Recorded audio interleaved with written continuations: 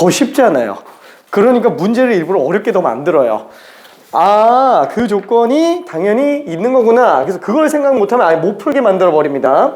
자, 그러면은 이항분포도 어떠냐? 이항분포도 너무 뻔하게 정해져 있어요. 그러다 보니까 문제 자체가 어려워요. 왜냐면 그걸 캐치를 못하면은 아예 시작 자체가 안 되는 경우가 많아서.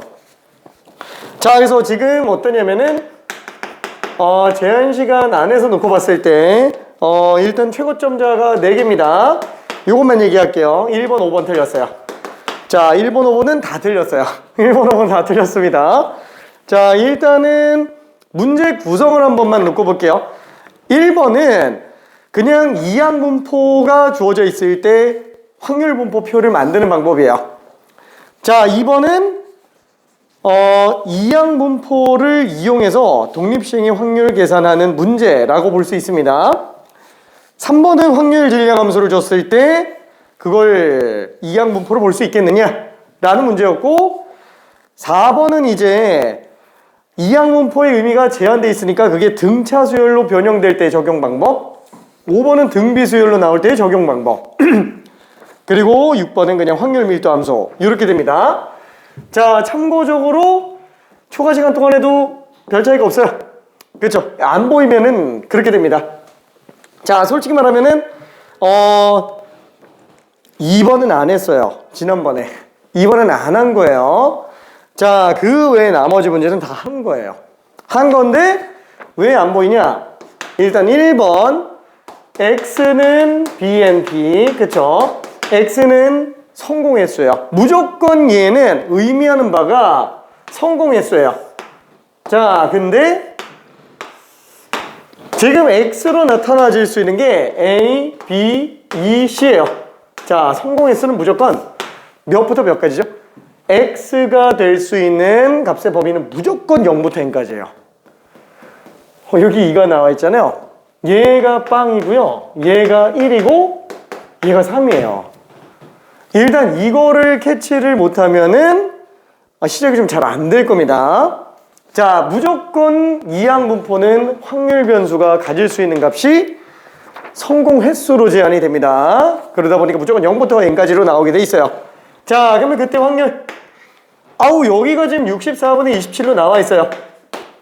그러니까 얘는 지금 의미하는 바가 딱 뭐예요? 3번 중에 3번, 성공이 3번, 그 다음에 실패가 빵번이에요. 그러다 보니까 얘가 그냥 P세제곱이에요. 그래서 성공 확률이 지금 얼마? 4분의 3이구나 라는 걸 알 수 있어요. 그래서 BNP가 다 나왔어요. 지금 N이 3이고요 P가 4분의 3. 그쵸? 다 나왔어요. 그냥 이것만 딱 봐도 그냥 3개네. 그죠? 이렇게 생각할 수 있고, 얘 때문에 성공 확률이 나오니까 마지막 우리가 D라고 볼 수 있는 얘는 3번 시행 중에 1번 성공한 거고 나머지 2번이 실패한 거구나. 그래서 얘 들어가면은 64분의 3, 3은 9. D가 64분의 9구나. 그쵸? 막상 뚜껑 딱 열어보니까 별로 안 빡세죠? 그쵸? 근데 이항분포가 완전히 제한 해석된다라는 거를 눈치채지 못하면은 이게 잘 안 보여요. 그쵸? 그래서 우리가 한 내용이긴 하지만 1번은 굉장히 어색합니다. 그래서 일부러 1번을 어려운 걸로 집어넣었어요. 되게 어려운 문제 맞아요, 1번. 진짜로. 자, 이런 쇼킹함을 지금 느껴야 돼요. 왜? 수능장 가서 느끼면 진짜 완전 멘탈 나가요. 진짜. 내신 볼 때도 마찬가지입니다. 자, 그리고 2번은 솔직히 말하면 안 넣었다, 아니다, 없다라고 얘기했죠. 마플 시너지 뒤져봐도 없어요. 그래서 내가 일부러 그냥 갖다가 집어넣은 거예요. 자, 얘가 어떠냐면 마플 시너지가 왜 없는지 모르겠는데 마플 시너지 빼고 다 있어요. 2번은 마플 시너지 빼고. 자, 이게 한글로는 잘 생각이 안 나네요. 그러니까 오버부킹, 그러니까 예약자가 과도해지는 경우들을 얘기해요. 그래서 어디서 많이 나죠? 비행기에서 많이 나와요. 비행기 탑승권 안 할 때. 그래서 비행기 좌석이 300석이잖아요. 그럼 한 310명 받아요, 예약을. 그러니까 탑승 수속을 가잖아요. 우리가 아예 탑승 수속해서 발권 받기 전까지는 좌석이 안 나와요. 왜냐면 과다하게 많이 받아버리니까. 10명을 더 받아버리니까. 그래 놓고서는 당일 취소 안 되잖아요. 그러니까 돈은 310명치로 받고 300명으로 가는 거예요. 10명치 보너스 이렇게. 그러면은 딱 어떻게 계산을 하냐면은 대충 예약자가 실제로 탑승 수속을 하는 비율을 놓고 봤을 때 99%, 98% 요 정도가 탑승 수속하러 진짜 오더라. 한 2%를 놓고 봤을 때 이렇게 예약해도 99%의 확률로 문제가 안 생긴다. 그럼 이렇게까지 예약을 받아버리는 거예요. 문제가 안 생기면은. 근데 문제가 안 생길 리가 없겠죠? 가끔 한 번씩 문제가 생겨요. 한 번씩 문제가 생기면 어떻게 하냐면은 들어가요. 이 사람이 정말 중요한 사람이면은 들어가서 기내에 있는 승객들 중에 말을 해요. 뒷비행기 타실 분 다음 비행기 타는 분은 클래스 하나 올려드릴게요. 막 이런 식으로 비즈니스 클래스 올려준다고 하고, 그러면 전 다음 비행기 타도 돼요. 이러면 이제 좀 이따 한 몇 시간 기다려서 다음 비행기 타고 가는 거죠. 그럼 이 사람이 와서 앉는 거고. 근데 없다. 근데 다 타야 된다고 얘기한다. 그러면 그때 이제 문제가 생겨요.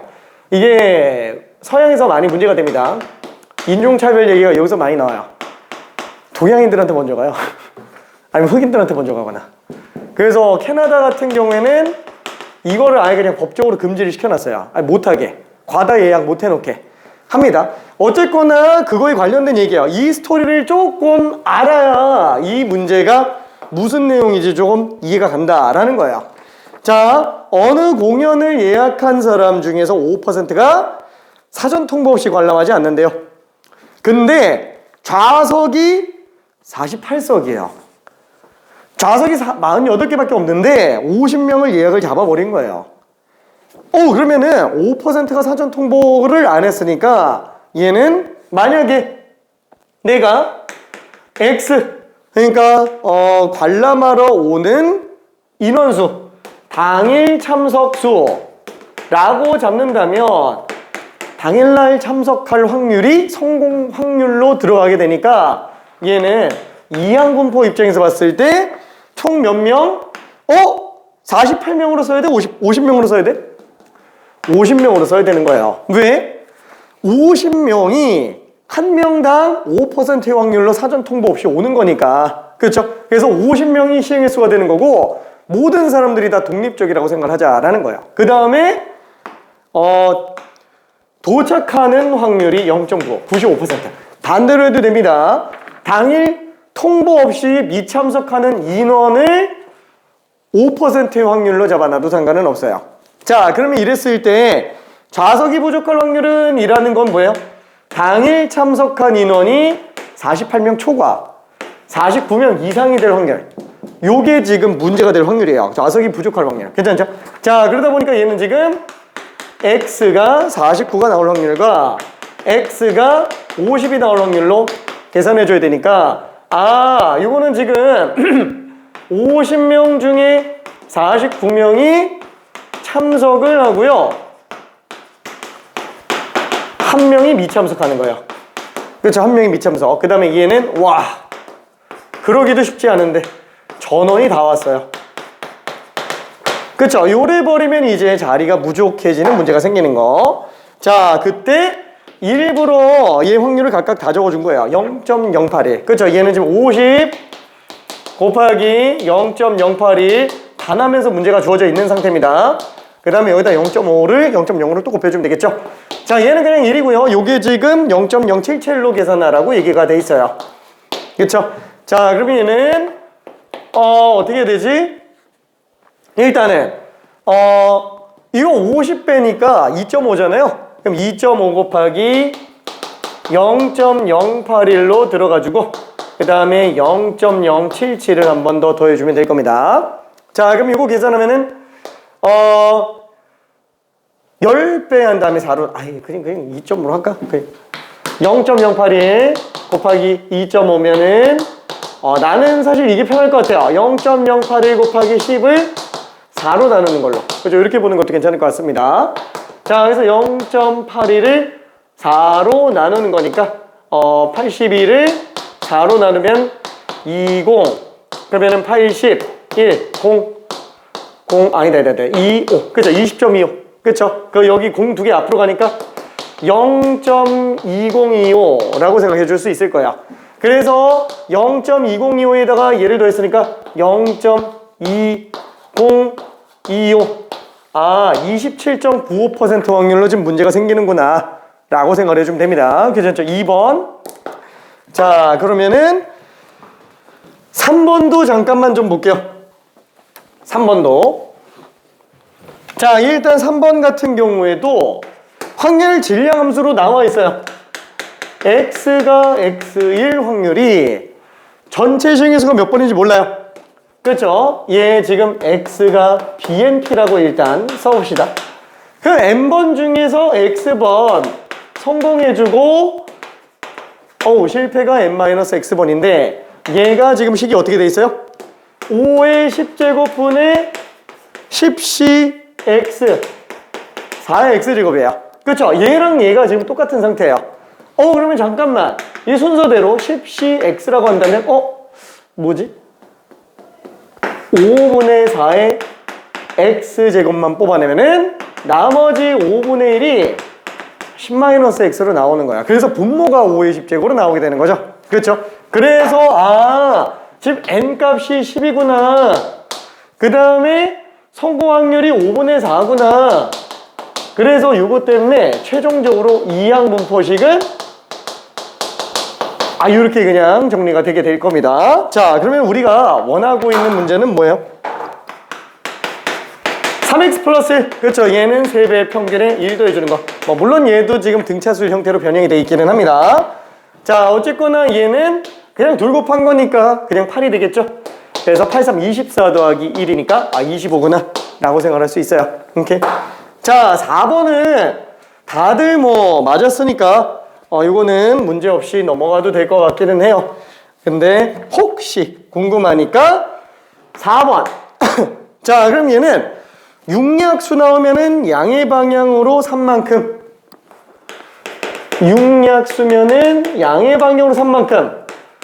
육약수가 아니면 음의 방향으로 1만큼. 마이너스 1만큼 가니까 다시 한번 우리가 좌표는 지금 이항분포 따라가는 게 아니에요. 그렇죠? 주사위를 굴리는 시행에서 육약수가 나오는 어떤 횟수를 x라고 한번 잡아봅시다. x라고 잡으면 안 되는구나. 좌표가 x구나. y라고 새로 잡아볼게요. y 육약수 횟수. 물론 육약수가 아닌 횟수를 성공 횟수로 잡아도 됩니다. 다만 그때는 BMP에서 PA가 바꿔지게 되겠죠. 자, 그러면 지금 총 몇 번? 12번 던졌습니다. 그럼 육약수가 나올 확률은 지금 3분의 2예요. 1, 2, 3, 6이니까. 자, 그때 좌표라고 하는 이 x는 그죠? 이 육약수가 나온 경우에는 3만큼 앞으로 가고 나머지 12번 중에서 육약수가 아닌 횟수만큼은 마이너스 1씩 움직이니까 얘는 4y 빼기 10이구나. 따라서 좌표의 평균이라고 한다면 20분 발려왔다. 자, 얘는 4y 빼기 12가 되니까 그죠? 얘는 4배의 평균 빼기 12가 되겠네요. 이건 여기다 써야 되는 거지. 그죠? 자, 그러면은 답은 별로 문제가 안 될 거예요. 오케이. 자, 이렇게 되겠고요.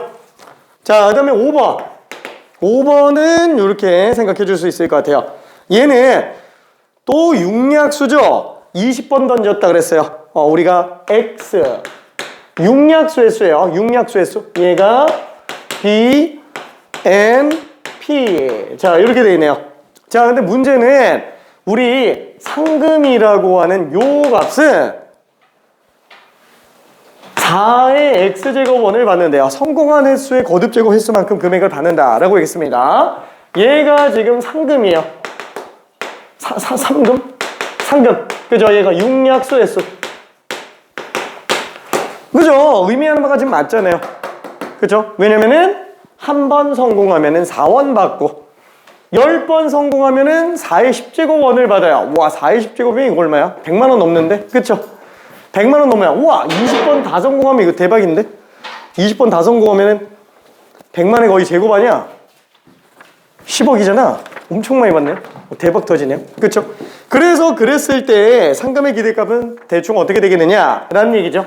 자, 그러면은 다시 한번 우리가 상금의 기대값이라 그러면 4의 x제곱의 기대값이니까 얘는 표 기준으로 놓고 봤을 때 성공횟수 x 0부터 1, 20까지 갑니다. 자, 상금은 4의 x제곱이야. 자, 그래서 얘는 4의 0제곱, 4의 1제곱 이렇게 가니까 얘가 지금 y인데 어떤 k번째 만큼 성공한다 그러면은 그때 확률 pk죠. 얘랑 예고판단을 그냥 싹 더해주면 된다라는 거예요. 그쵸? 그래서 얘는 별량에다가 확률 20번 중에 k번 성공해주고요. 그 다음에 20번 중에서 남은 실패한 횟수. 그죠? 이게 지금 별량의 확률 곱한 걸 0부터 20까지 더해주면 되는구나. 그래서 우리는 4가 위로 얹어져 버릴 수 있을 것 같아요. 그래서 3분의 7, 3분의 8, 3분의 8 괜찮죠? 그래서 K는 다시 한번 0부터 20까지로 놓고 본다면 20ck에 3분의 8의 K제곱 곱하기 3분의 1의 20-K제곱이니까 얘는 지금 P 플러스 Q의 N제곱이구나. 그쵸? P 플러스 Q는 아니구나. A 플러스 B의 N제곱이구나. 이항정리구나. 그래서 3의 20제곱 원이 상금의 기대값이다 라고 생각할 수 있습니다. 괜찮죠? 이렇게. 자, 이 딱 두 개가 지금 방금 4번이랑 5번 같은 경우가 딱 보면 어때요? Y가 등차수열. 그렇죠? 뭐 Y라고 얘기하기는 좀 그렇다. 이항분포 기준으로 봤을 때 이항분포의 등차수열 변형에 관련된 얘기고 얘는 지금 등비수열 변형에 관련된 얘기다 라고 생각을 해주면 됩니다. 그 두 가지 변형밖에는 없어요. 왜 이렇게 한다고요? 이항분포의 확률 변수의 의미가 무조건 0부터 n까지예요. 성공횟수로 아예 지정이 돼 있다 보니까 다른 데 활용하려면 결국에는 바꿔서 쓸 수밖에 없다라는 거야. 얘가 너무 픽스돼 있어서. 그렇죠? 그래서 장점도 있잖아요. 얘만 딱 써도 그냥 확률 분포가 다 나오니까 그런 장점이 있지만 단점은 활용하려면 바꿔서 써야 된다. 그렇죠? 약간 조금 그 원액 같은 느낌? 그렇죠? 귤 원액? 마시면 큰일 나지. 아닌가? 미안해. 아무튼 좀 그래요. 자, 그래서 얘는 바꿔서 써야 된다. 마지막 6번도 한 번만 볼게요. 6번은 솔직히 뭐 다 낮은 상태라서 별 문제는 안 되겠지만 그냥 간단하게 한번 정리해 볼게요. 자, 확률 밀도 함수라고 한다면 확률이 아니죠. 함수값 자체가 확률이 아니에요. 넓이가 확률로 나와야 됩니다. 그런 확률 밀도 함수는 조건이 딱 두 가지가 있었어요. 두 가지 조건만 만족한다면 걔는 확률 밀도 함수로서의 역할을 하게 됩니다. 자, 첫 번째 조건은 뭐예요? 확률 밀도 함수는 절대로 음수로 안 나온다. 왜? 조금이라도 음수인 구간이 있으면 그만큼만 정적분 때려버려서 확률로 주장해버리면 확률이 음수가 안 들어지니까 절대 음수 안 나오고, 두 번째 너무 당연한 거예요. 전 구간에 대한 정적분 값, 이게 확률 총합이 되는데 걔가 1로만 나오면 문제가 없지 않냐. 그래서 사실 1번 같은 경우에는 별로 그렇게 맨 처음에 그래프 줄 때는 이걸로 안 줘요. 이렇게 되는 게 문제가 안 되게 줘요. 그럼 거의 대부분 다 문제는 어떻게 끝나냐, 이걸로 와요. 그렇죠? 요거 문제 삼는 거는 그래프를 주는 게 아니고 아예 식을 주는 거예요. 근데 식도 맨날 직선밖에 안 준다 그랬잖아요. 맨날 이거밖에 안 줘요. 그러니까 지금 이게 K가 양수인지 음수인지를 구분하는 그 구분 기준 정도로밖에는 안 씁니다. 거의 대부분 다 얘예요. 이산 확률 분포도 그렇고 연속 확률 분포도 그렇고 확률 총합이 1이다. 얘가 제일 중요해요. 그죠? 이게 기본 중에 기본.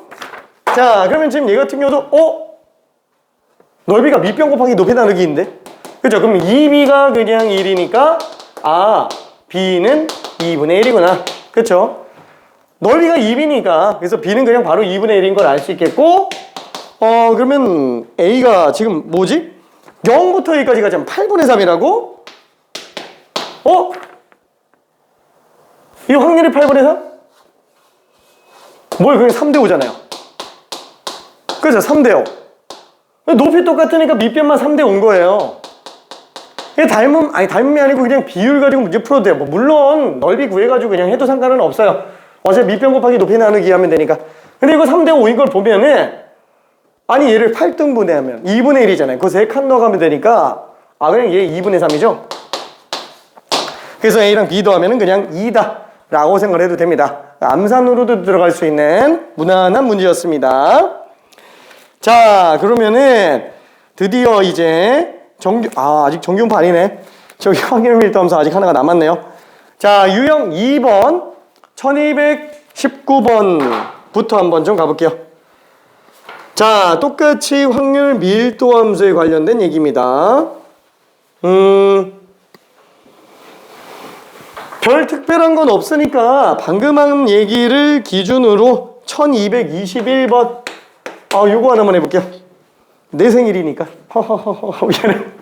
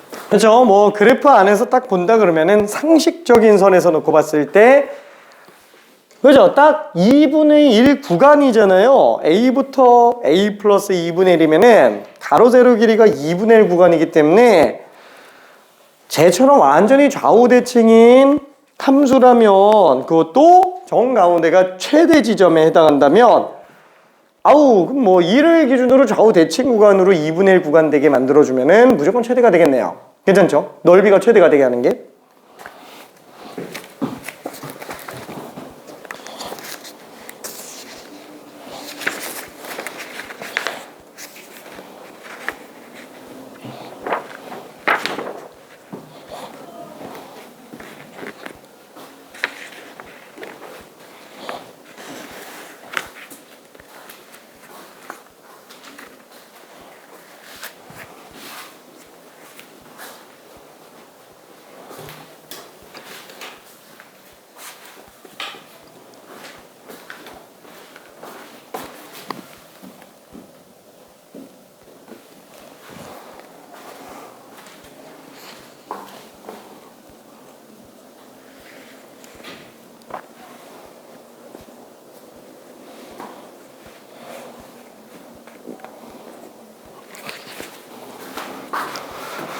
자, 그래서 얘는 어차피 좌우 대칭으로 가장 넓게 잡아야 되니까 대칭 구간 아니면 이거 안 돼요. 그렇죠?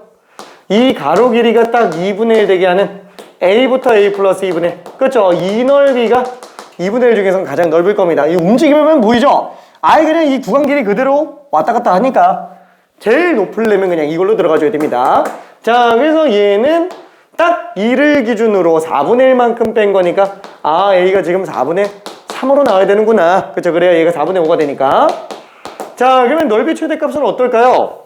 뭐 물론 그냥 일일이 다 넓이 구해도 되는데 이거 닮음으로 보면은 그냥 암산으로 바로 나오죠. 왜? 어차피 얘 절반이라서 이거 지금 2분의 1이에요. 근데 지금 이게 3대 4잖아요. 그러면 요 삼각형과 이 삼각형의 길이비가 3대 4니까 넓이는 9대 16. 그래서 얘는 이 넓이의 16분의 9예요.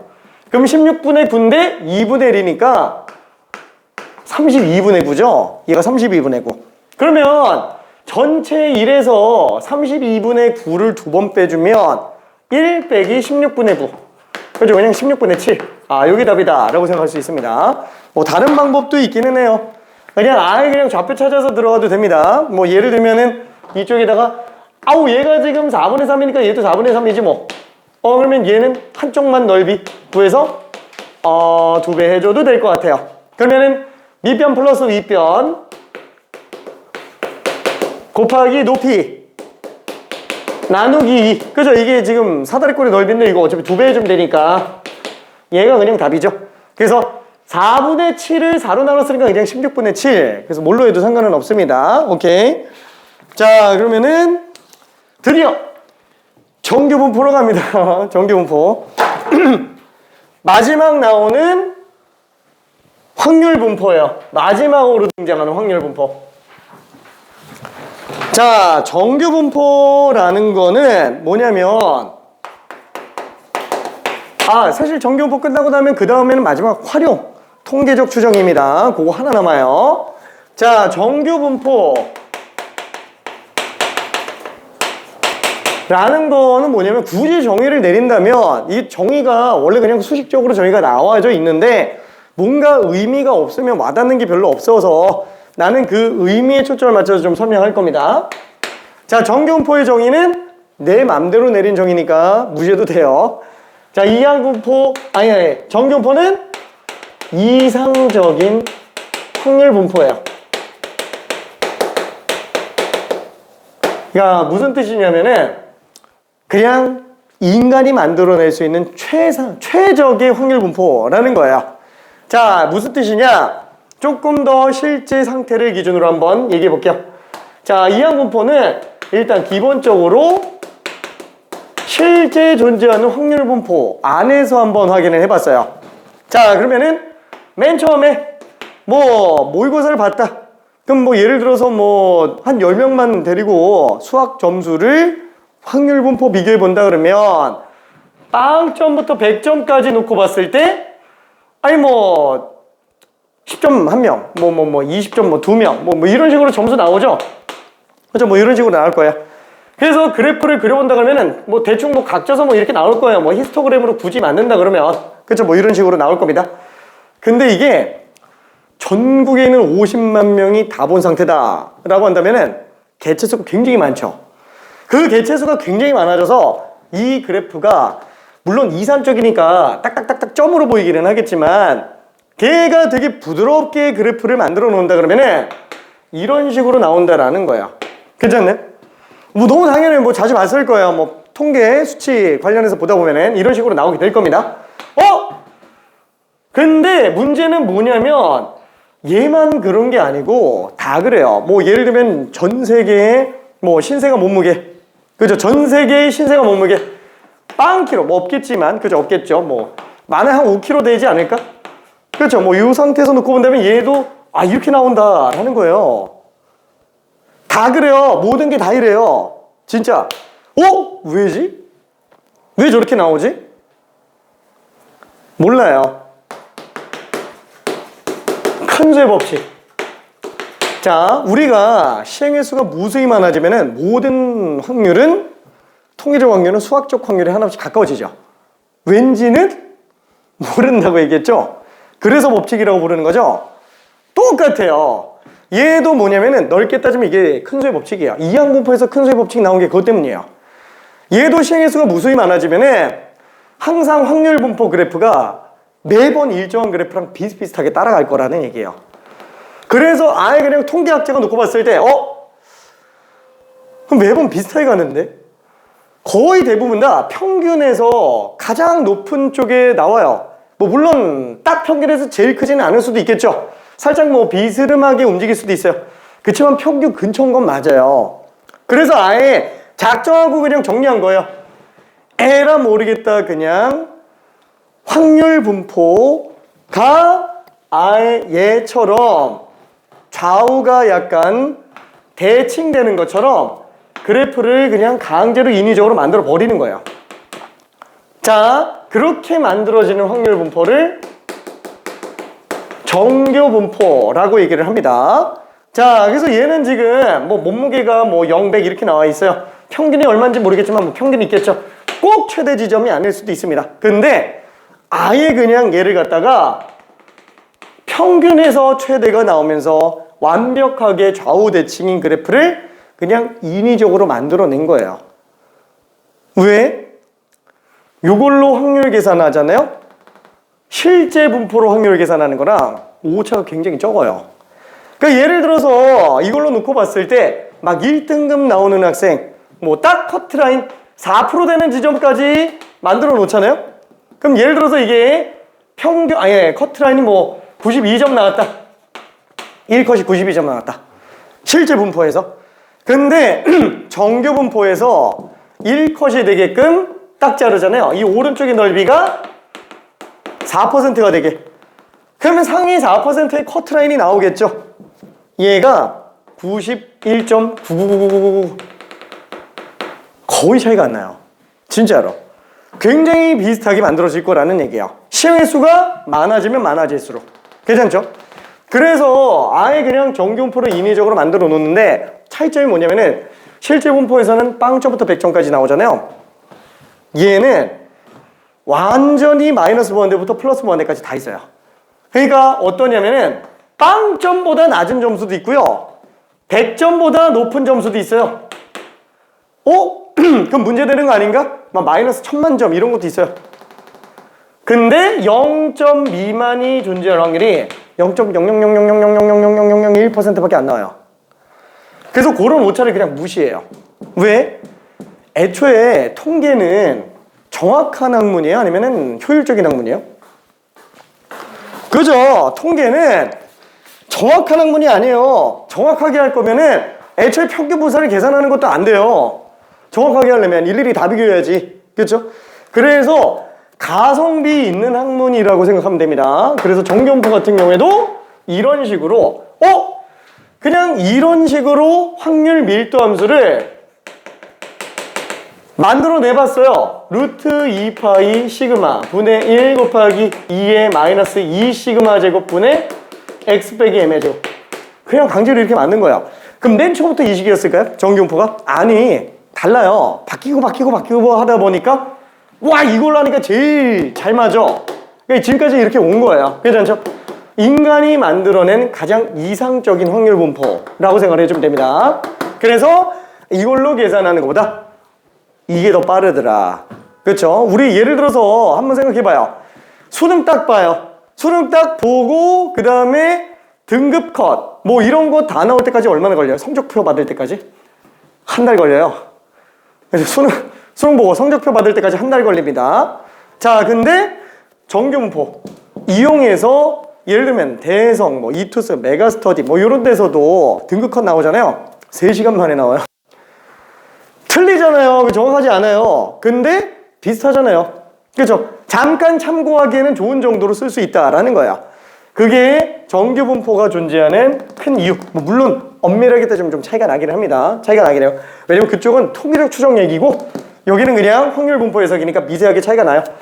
얘는 진짜로 더 정확한 거예요. 더 비슷비슷합니다. 괜찮죠?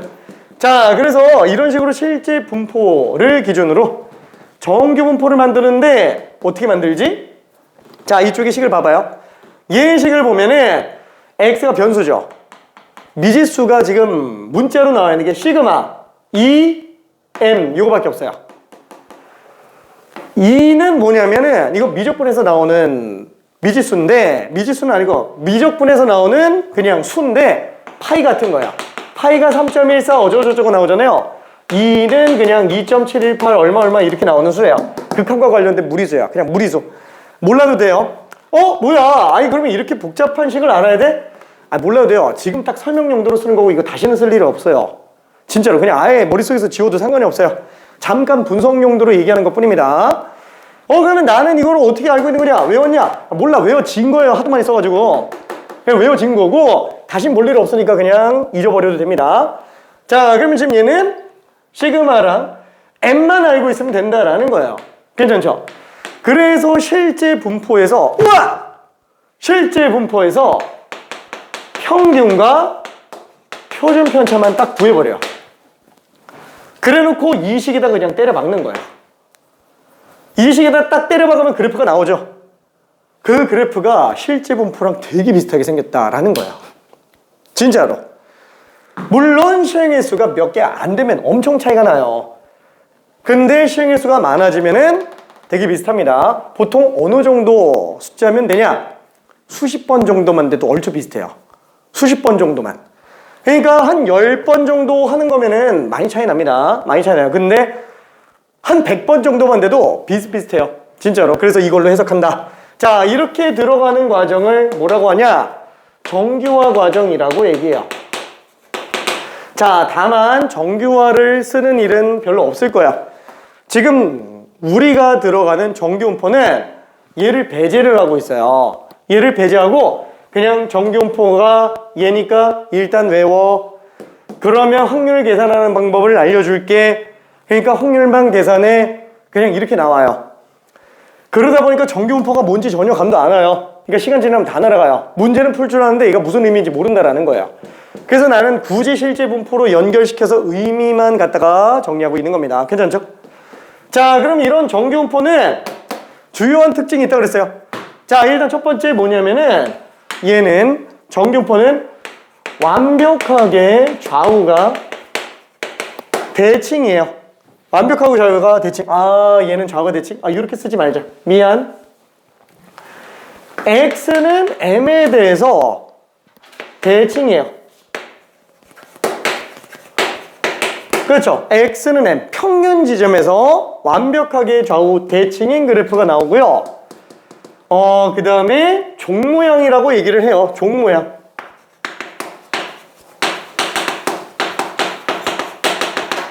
종모양 그래프라고 얘기를 합니다. 자, 그 다음에 두 번째라고 하긴 좀 그렇고, 참고적으로 x는 마이너스 무한대부터 무한대까지, 정의역이 마이너스 무한대부터 무한대까지로 정의가 돼 있습니다. 끝이 없어요. 0점부터 100점까지밖에 안 나오는 시험이라고 하더라도 점수가 마이너스 무한대부터 플러스 무한대까지 다 나옵니다. 그래서 정규분포는. 자, 그 다음에 두 번째 특징은 뭐냐면, 두 번째 특징은 이거야. 일단 뭐 당연히 확률 밀도 함수니까 양수밖에 안 나오고 전체 넓이가 1이 되겠죠? 그죠? 왜냐면 이것도 어차피 확률 밀도 함수예요. 전체 넓이가 1. 그러다 보니까 얘는 여기 파생돼서 이거 대칭성 이용해서 이렇게 들어갈 수도 있어요. 자, 예를 들면은 x가 m보다 커나 같을 확률, 그쵸? x가 평균보다 커나 같을 확률은 딱 절반, 0.5 정도로 생각할 수 있습니다. 이건 그냥 참고적으로 생각하면 돼요. 많이 쓰이는 것 중에 하나입니다. 반대로 m보다 작거나 같은 것도 0.5가 되겠죠. m이 등호 들어가든 말든 상관없어요. 어차피 등호가 있건 없건 넓이는 차이가 없기 때문에 그래요. 이렇게. 자, 그러면 두 번째는 뭐냐면은 이거야. 시그마가 클수록, 표준 편차가 크면 클수록이요. 한번 생각해 봅시다. 표준 편차가 크다라는 건 무슨 뜻이에요? 클수록 말고 작을수록으로 쓸게. 작을수록. 클수록으로 써도 되는데 미안해. 작을수록으로 쓸게요. 편차가 작다라는 거는 점수가 몰려있다는 얘기죠. 그죠? 점수가 몰려있다라는 얘기니까 편차가 작으면 평균은 안 바뀐다고 했을 때 완전히 그냥 솟아올라요. 괜찮죠? 그럼 왼쪽은 더 낮아지고요. 가운데만 솟아오르는 거예요. 왜? 어차피 전체 넓이가 1로 나와야 되기 때문에. 아, 그러면 만약에 표준 편차가 좀 더 작아진다면 어떻게 하느냐? 평균 지점에서 낮아지고요. 딴 데서 넓어지는 거예요. 그러면 이건 표준 편차가 더 큰 겁니다. 얘는 표준 편차가 큰 거고요. 얘는 표준 편차가 작은 거예요. 괜찮죠? 그래서 이거를 일단 기준으로 생각해 볼 수 있습니다. 아, 그래서 표준 편차가 작을수록 평균 지점에서 솟아오른다. 평균 지점에 몰려있다 라고 생각할 수 있습니다. 자, 그래서 여기에 관련된 내용을 한 번만 살짝 볼게요. 자, 첫 번째 x라는 애가 있어요. 얘는 요거를 먼저 좀 얘기해야 되겠다. 정규분포에 대한 기호를 지금 안 썼는데 정규분포 같은 경우는 아까 얘기한 것처럼 평균과 표준 편차만 했으면 끝난다 그랬죠. 그래서 얘도 이항분포처럼 아예 순서상만 써놔요. 다만 옛날엔 분산을 썼기 때문에 평균 분산 순서로 씁니다. 자, 이때 얘는 왼쪽에 N이라는 기호를 써요. N은 뭐냐면 normal distribution. 자, normal이 평균이라는 뜻 아니다. 평균이란다. 얘가 그쵸, 뭐 정규라는 의미도 갖고 있어요. 그래서 정규 확률 분포. 그래서 normal distribution 약자 N자를 갖다가 씁니다. 자, 확률 변수 X로 지정돼 있다라고 칠게요. 자, 이렇게 물결무늬 쓴 거는 이항분포에서도 얘기한 것처럼 그냥 요 정규 분포의 확률 변수 지정이라고 생각을 해주면 될 것 같아요. 이쪽에다가 또 써놓을게. 자, 근데 이거 조심해줘야 됩니다. 이거 오른쪽에 쓰는 거 이거 분산이에요. 이 분산. 이게 내가 맨날 평균 표준 편차만 얘기를 하니까 이게 서술형에서 자기도 모르게 평균이 4고 막 표준 편차가 2인데 이거 정규분포 기호를 서술형에다가 쓴다고 이렇게 쓰는 경우들이 있어요. 안 돼요. 이 분산을 써야 돼요. 분산 써야 됩니다. 괜찮죠? 분산 쓰는 거예요. 아니면 여기다가 제곱을 써주든가. 괜찮죠? 이거 이렇게 쓰면 안 돼요. 실제로 예전에 제자 중에 한 명이 이거 하나 안 썼다가 1점 감점 먹어가지고 2등급 떴어요. 이거 하나 안 썼다고 1점 감점 당해서. 그래서 그거 좀 조심해줘야 됩니다. 수능에서는 뭐 별 문제는 안 되겠지만. 자, 그래서 얘가 되겠고 그 다음에 이 정규분포에 강력한 특징이 하나가 있어요. 강력한 특징. 자, 인위적으로 만들었다 그랬잖아요. 계산하기 편하게 만들었겠죠. 확률이 일정해요. 항상 구간에 따라서 확률이 일정합니다. 그러니까 예를 들면은 우리가 정규분포를 놓고 봤을 때 평균이 있어요.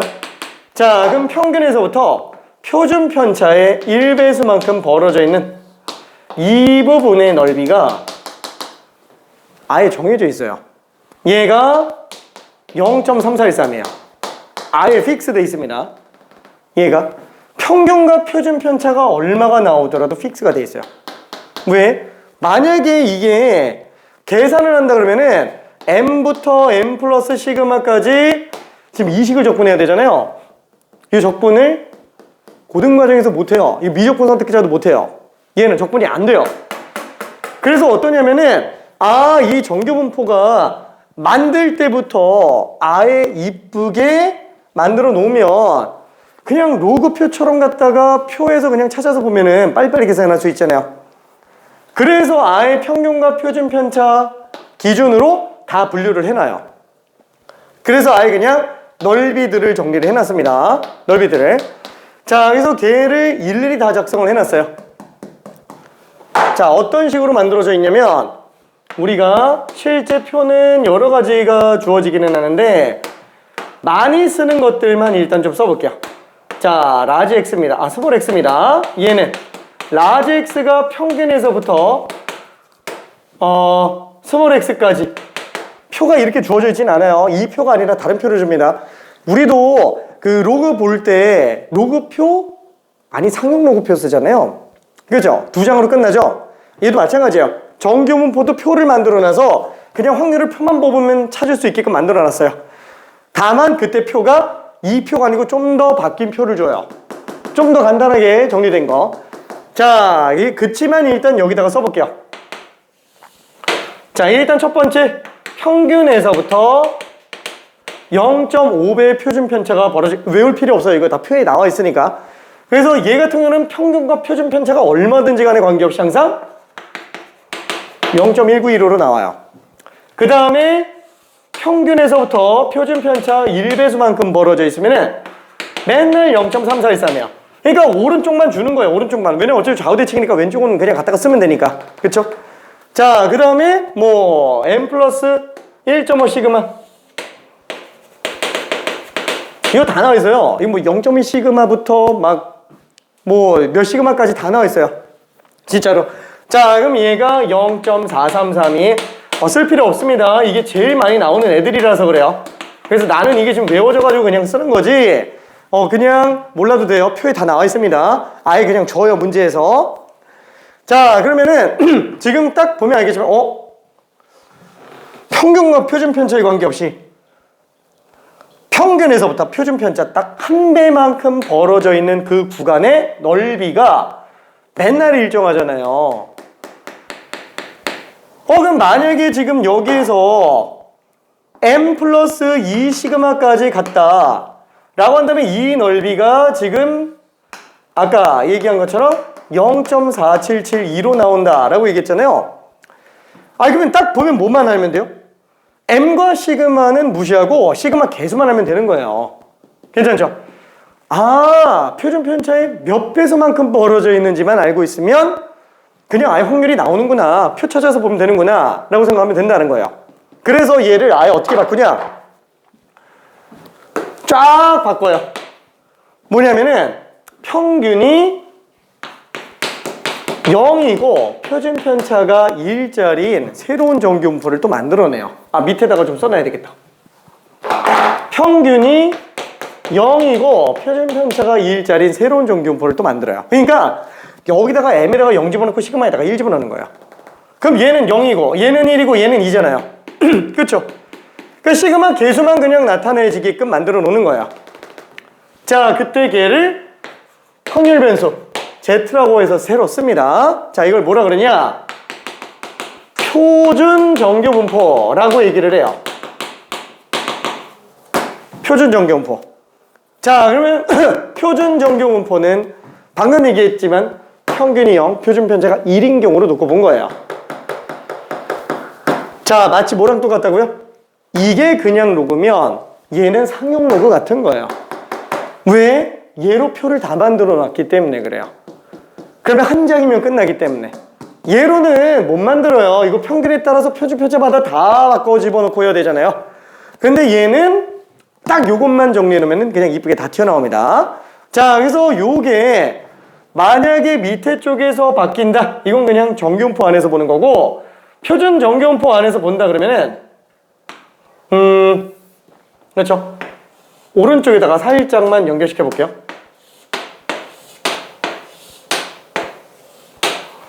자, 얘가 스몰 z라고 한번 해봅시다. 그러니까 얘가 지금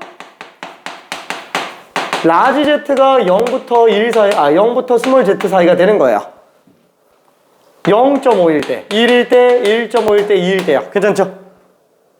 자, m에다가 0 집어넣고 시그마에다가 1 집어넣은 거야. 그럼 얘는 0.5잖아요. 괜찮죠? 딱 시그마 개수, 그 개수만 써놓은 거야. 개수만 써놓은 거. 괜찮죠? 그럼 지금 얘는 마치 딱 이렇게 생각하면 되는구나. 새로 만들어지는 변수인 z가 사실상 평균에서부터 시그마의 몇 배수냐? 아니다. x값, 이 확률 변수에 해당하는 값이 평균에서부터 표준 편차의 z개수만큼이다 라고 생각할 수도 있다라는 거야. 그죠? 표준 편차의 몇 배수만큼. 자, 그래서 지금 얘는 어떻게 바꾸냐? z로 환산하는 방법이 m 넘겨서 빼주고요. 그 다음에 시그마로 나눠주면 나오겠네요. 괜찮죠? 그래서 요 식을 뭐라고 부르냐면은 요 식을 표준화 시키는 과정의 식이다 라고 얘기를 합니다. 표준화. 자, 요게 엄청나게 중요해요. 마치 로그에서 밑변환을 통해 상용 로그를 바꾸는 것과 거의 동급이네요. 그래서 실제로는 정규분포 얘를 갖다가 표준화만 시켜 놔가지고 이런 식으로 평균이 0이면서 완벽한 좌우 대칭 종 모양으로 바꿔버리게 됩니다. 괜찮죠? 자, 이때 확률 밀도 함수식은 어떻게 생겼냐면은 변수 z로 만들면서 루트 2파이분의 1에 2의 마이너스 2 시그마 제곱이었잖아요. 2분의 z 제곱으로 바뀐 거예요. 괜찮죠? 그러니까 굉장히 단순해지는 거야. 평균에다가 0대를 받고 표준 편차에다가 1 집어넣은 식입니다. 이거 별로 몰라도 돼요. 다신 볼 일 없으니까. 그렇죠? 얘도 지금 다신 볼 일 없으니까 빼버려도 상관이 없어요. 그러니까 정규분포가 노란색으로 나오건 흰색으로 나오건 주황색으로 나오건 표준화시키면 어차피 이 그래프로 다 똑같아질 거라는 얘기예요. 괜찮죠? 그러면 얘가 지금 아까 저쪽에서 본 것처럼 0부터 1까지 확률, 얘는 그냥 0.343이에요. 괜찮죠? 이게 전부 다예요. 그래서 지금 첫 번째 평균 기준으로 좌우 대칭인 그래프 나오는 거, 그 다음에 시그마가 작을수록 솟아오른다? 이거는 뭐 그렇게 엄청나게 중요하진 않아요. 그냥 알고만 있으면 돼요. 핵심적인 건 뭐다?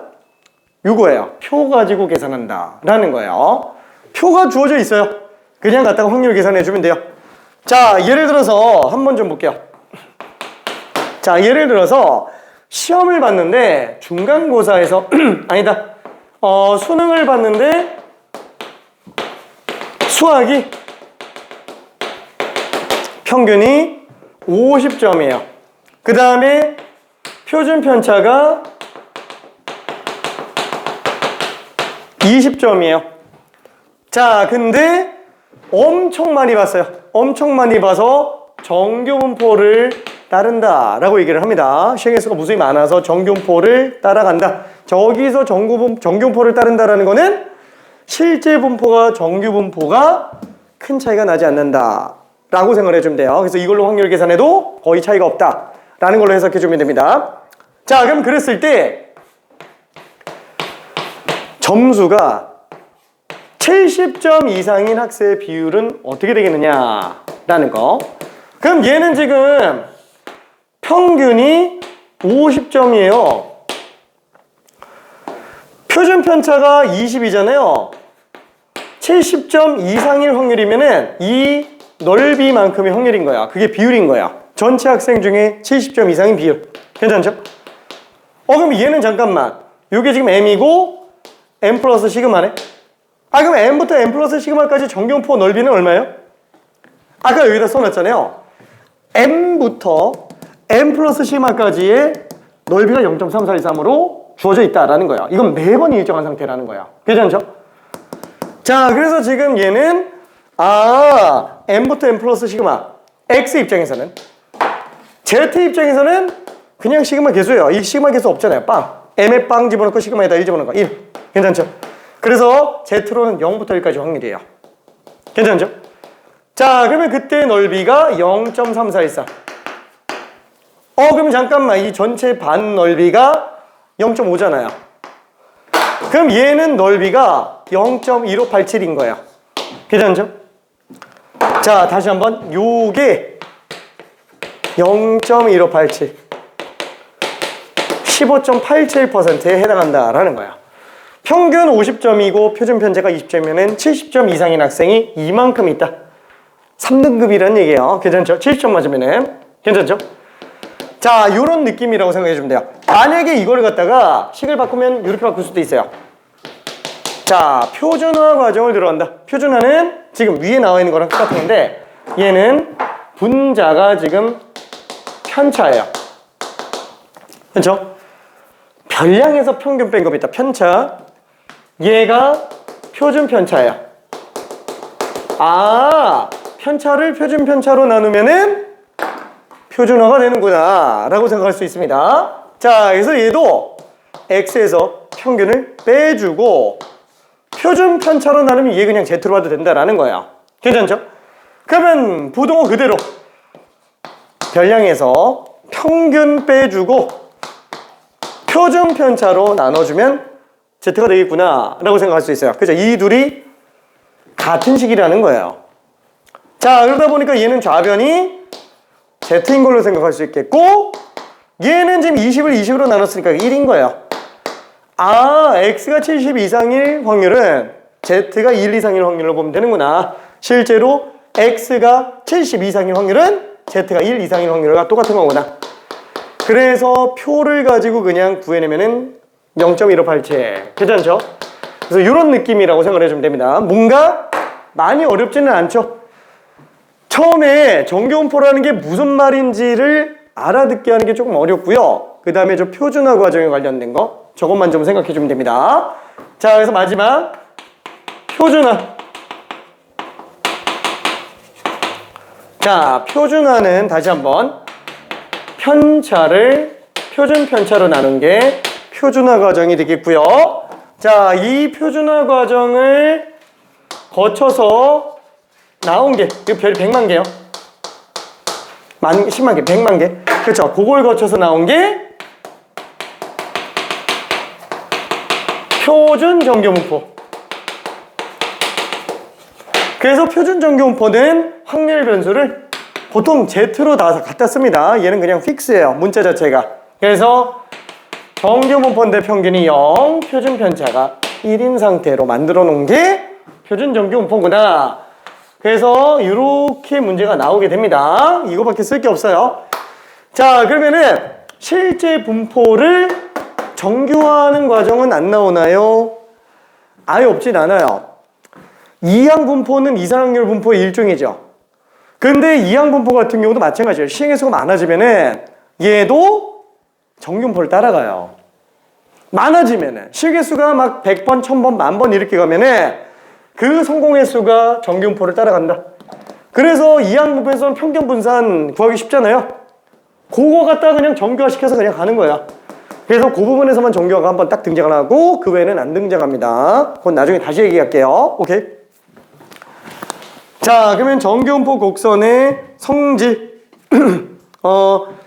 저기 유형 3번에 있는 그 2번 있잖아요. x축이 점근선이고 x는 m일 때 최대값 루트 2파이분의 시그마분의 2를 가진다. 저 루트 2파이 시그마분의 2를 지워요. 저 절대 안 나옵니다. 진짜로. 저런 거 진짜 말도 안 돼. 저거는 나오면 안 돼. 자, 그래서 요거 가지고 잠깐만 한번 문제 1222번을 한 번만 설명해 볼게요. 자, 확률 변수 x가 정규분포 nm 시그마 제곱을 따르고 있어요. 그러니까 이거 가지고 이미 확률 분포가 다 나온 거예요. 왜냐면 이게 지금 확률 밀도 함수를 준 거예요. 그렇죠? 확률 함수의 그래프가 지금 나온 겁니다. 평균 m. 괜찮죠? 표준 편차는 몰라요. 그죠? 다른 거랑 비교하지 않는 이상 표준 편차는 절대적인 의미가 없어요. 자, 그럼 1번. 자, 얘는 x가 m보다 작거나 같은, 아니 뭐야? 이거 그냥 0.5잖아요. 그렇죠?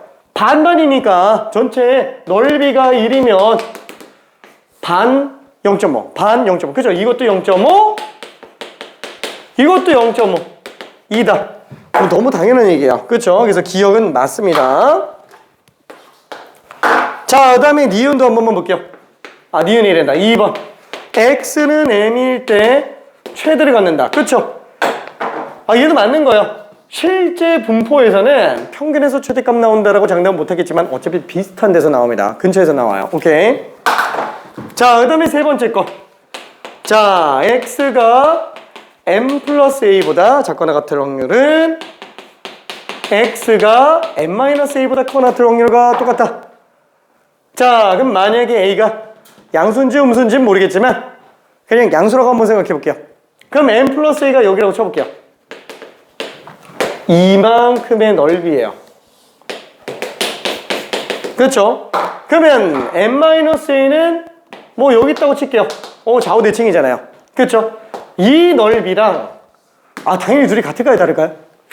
똑같죠? 그렇죠? 그래프가 완전히 대칭되니까 주황색 그래프나 노란색 그래프나 둘은 같은 값을 가질 수밖에 없습니다. 완전히 좌우 대칭이기 때문에.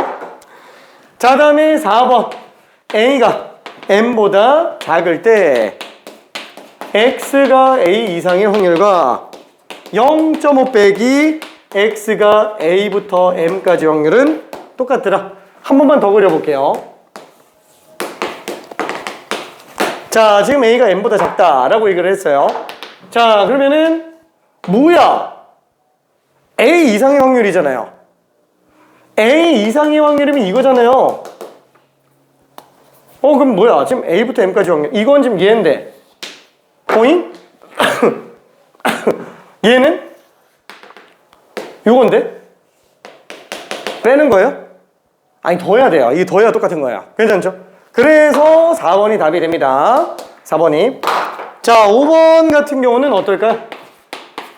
a가 b보다 작을 때 x가 a부터 b까지 존재할 확률은 x가 b보다 작거나 같은 확률에서 x가 a보다 작거나 같을 확률을 뺀 걸로 볼 수도 있다.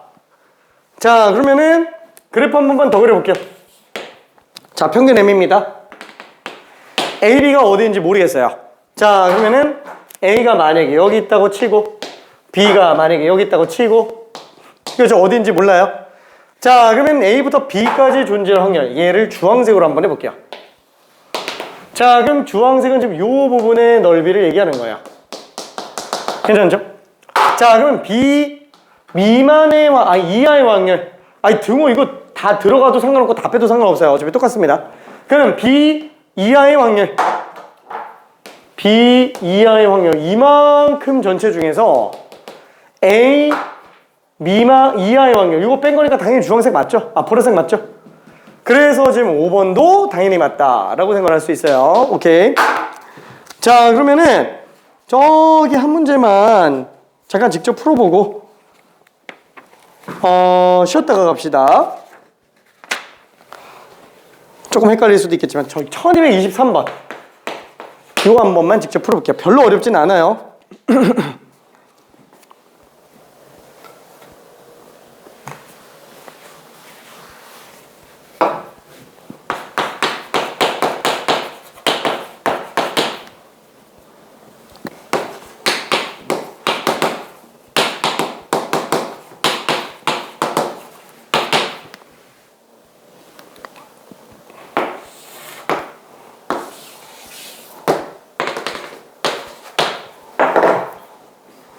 자, 보고 답이 그냥 뿅 나와야 됩니다. 보고. 오케이. 오케이. 그렇죠? 아니, 너무 당연한 얘기죠? 지금 얘가 얘기하는 게 딱 뭐예요? 60에서 K를 더한 상태랑 60에서 K 뺀 게 똑같다. 그렇죠? 60에서 K 더한 것과 K 뺀 지점에 함수 값이 똑같이 나오더라. K 값이 얼마든지 간에. 그 말은 그냥 60에서 좌우 대칭이라는 얘기잖아요. 다만 우리 정규분포니까 이쪽으로 봐야 되겠죠? 아, 그냥 평균이 60이구나. 그래서 60 플러스 K와 60 마이너스 K는 확률 밀도 함수 값이 똑같이 나올 수밖에 없어요. 오케이. 자, 그래서 답이 2번이 될 겁니다. 저기 하나만 더 하고 싶을까? 미안해. 진짜 하나만. 1226번. 요거 하나만.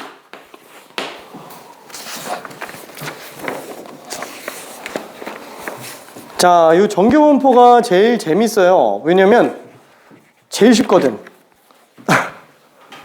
그냥 확률만 계산하다 끝나요.